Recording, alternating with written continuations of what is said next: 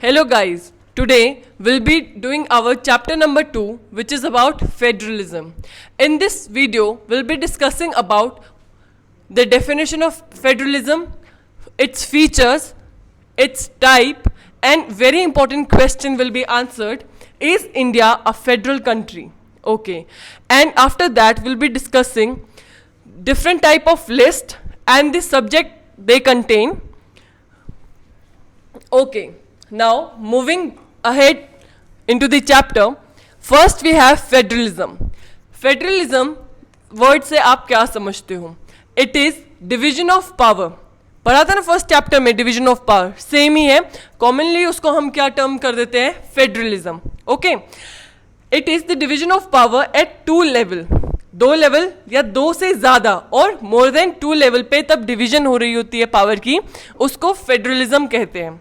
Okay, इधर 1 unit या तो 1 यूनिट और बाकी सारी यूनिट उसकी सब यूनिट्स बनेंगी, या फिर different units will come together and will work as independent unit. तो 2 केस हो सकते हैं, या तो सब 1 यूनिट सेंटर स्ट्रांग रहे और उसके नीचे उसकी सब यूनिट की तरह काम करें. दूसरी केस हो सकता है इसके अंदर कि सब डिफरेंट यूनिट्स आके जुड़े और सब लोग इंडिपेंडेंटली काम करें, इसमें पावर इक्वल रहेगी. This is the meaning of federalism. Now moving ahead with the features. When we talk about features of federalism, first is the power is shared between 2 or more levels. In case of India, 2 or more levels कैसे हुआ हमारा? 1 level is at center, another is at state, and उसके बाद एक और level होता है हमारे पास which is local level. Therefore the power is shared between 2 or more levels. उसको क्या बोलते हैं? Federalism. Okay, second point is each level of government has jurisdiction. Jurisdiction क्या होती है? Legal authority. ठीक है ना? हर level of government में उनकी certain legal authority रहती है, उनका area specified रहता है कि इस area के अंदर किसकी authority रहेगी legally, who will be the authority. उसको jurisdiction कहते हैं. और जब हम इसकी federalism की बात करते हो, each level of government has their specific jurisdiction. Okay, moving ahead, the third is each level of government are specified in the constitution. As you all know, हम किसको फॉलो करते हैं अब हमारी कंट्री में? इंडियन कॉन्स्टिट्यूशन को. तो उस संविधान में सब चीज़ें मेंशन की गई हैं कि कितने लेवल ऑफ गवर्नमेंट है और हर गवर्नमेंट की क्या लीगल अथॉरिटी है और फोर से जुरिस्डिक्शन है और उनके क्या प्रोविजंस हैं. Okay, next is fundamental provisions cannot be changed. This is changed by 1 level. If I say मुझे कुछ चेंज लेके आना है, I am the state government, ठीक है ना, स्टेट की गवर्नमेंट हूँ मैं, तो मुझे अगर कुछ चेंज करना है तो इसके अंदर मैं अपनी उससे चेंज नहीं ला सकती हूँ मिलजुल कर, अगर सब लोग अग्री करेंगे. फॉर एग्जाम्पल सेंटर लेवल वाले भी अग्री करेंगे, स्टेट लेवल वाले भी मानेंगे और वो सब मिलके एक चेंज डिमांड करेंगे, तभी फंडामेंटल प्रोविजन, जो फंडामेंटल प्रोविजंस है कंट्री को रन करने के लिए, जो रूल्स एंड लॉज हम फॉलो कर रहे हैं, उसके अंदर तभी चेंज आ पाएगा. देयरफॉर 1 लेवल, एक लेवल या तो सेंटर अलोन या स्टेट अलोन नहीं उसको चेंज कर सकता. ओके, अगर 5th बोलता है इन केस ऑफ डिस्प्यूट, अगर कोई विवाद हो जाता है तो कोर्ट का डिसीजन फाइनल रहेगा इधर. ओके, 6 बोलता है revenue sources are different.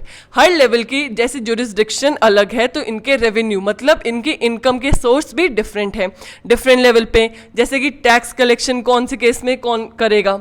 Centre करेगी, स्टेट करेगी या लोकल गवर्नमेंट करेगी. आई होप दिस इज क्लियर.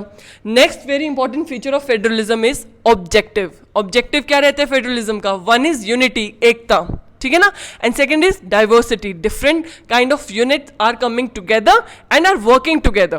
तो unity in diversity is the objective. I hope this is clear.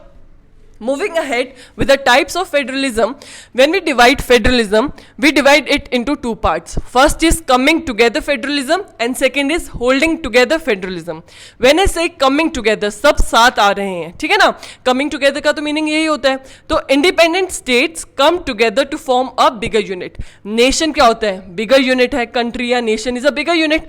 When we talk about state, राज्यों की बात करते हैं, these are smaller units, ठीक है. तो बहुत सारी state independent जिसके ऊपर कोई अथॉरिटी नहीं है, खुद ही डिसीजन लेती है, उनको इंडिपेंडेंट स्टेट्स बोलते हैं। वो इंडिपेंडेंट स्टेट आके एक बिगर यूनिट बनाती है, तो उसको क्या बोलते हैं हम? Coming together federalism. इन सबके पास they all have equal power, सबके पास इक्वल पावर है। Example, after listening to example I hope you can relate to this system of federalism. Example are US, Australia, Switzerland. US में क्या है? Different nations have come together to make United States of America. I hope this is clear. Now moving to the second type, holding together. Holding together मतलब साथ मिलके काम तो कर रहे हैं लेकिन सबने साथ पकड़ा हुआ है एक दूसरे का, ठीक है ना? So that no one is left out. इसके अंदर क्या होता है? लार्ज कंट्री के अंदर डिफरेंट जो हमारी पावर है डिफरेंट लेवल पे डिवाइड है, सेंटर, स्टेट या लोकल लेवल। ओके, सबके पास अनइक्वल पावर रहेगी और जो सेंट्रल लेवल की पावर है is greater than state level, और स्टेट लेवल की किससे ज्यादा होगी? लोकल लेवल से, ठीक है ना? देयरफॉर सेंट्रल जो लेवल पे हमारी पावर होगी वो ज्यादा पावरफुल होगी। अब ये कहाँ का केस है? I hope you can relate it to our very own country India. India में ऐसे है ना, सेंटर ज़्यादा पावरफुल है, उसके बाद स्टेट्स आते हैं, उसके बाद हमारी लोकल गवर्नमेंट आती है। और एग्जाम्पल क्या है? Belgium etcetera. Now moving ahead to very important question, is India a federal country? Yes और no? After listening to my this video, you guys please comment down in the comment section the answer of this question in terms of yes or no. Okay, so that I can know this lecture, this video proves helpful to you in knowing about this question, is India a federal country? Okay, moving ahead, India federal country क्यों कहलाती है? इसलिए first, एक तो 3 level of government है, 3 level पे centre, state and local government. Second, jurisdiction of each level is specified, तीनों की अलग अलग पावर है। सेंटर सबसे ज़्यादा पावरफुल है, सबके पावर और उसकी लीगल अथॉरिटी स्पेसिफाई की हुई है। फॉर एग्जाम्पल, जो सेंटर है वो पूरे नेशन, पूरे देश के लिए डिसीजन ले सकता है। स्टेट ऐसा कर सकती है? नो। स्टेट किसके लिए डिसीजन लेती है? अपनी खुद के स्टेट के बारे में रिगार्डिंग वो डिसीजन लेती है। जितना भी एरिया, जितनी उसकी राज्य के अंदर आएगी उसके रिगार्डिंग ही वो डिसीजन ले पाती है। Local level similarly municipal areas और हमारी पंचायती और एरियाज के अंदर डिवाइडेड है, देयरफॉर वो उस रिगार्डिंग ही अपने डिसीजन ले पाते हैं। Next, India is a type of holding together federalism. Holding together federalism अभी बताया था क्या होता है कि कंट्री के अंदर डिवीजन ऑफ पावर हुई है डिफरेंट लेवल के अंदर, अनइक्वल पावर डिस्ट्रीब्यूशन है और सेंटर जो लेवल है वो ज़्यादा पावरफुल रहता है। ओके, फोर्थ पॉइंट हमने तब किया था फीचर्स ऑफ फेडरलिज्म के अंदर कि कोई भी फंडामेंटल प्रोविजन हमें चेंज करना है तो हमें कोई भी एक लेवल नहीं चेंज कर पाती, सब अगर मिलकर डिमांड करेंगे तभी होता है।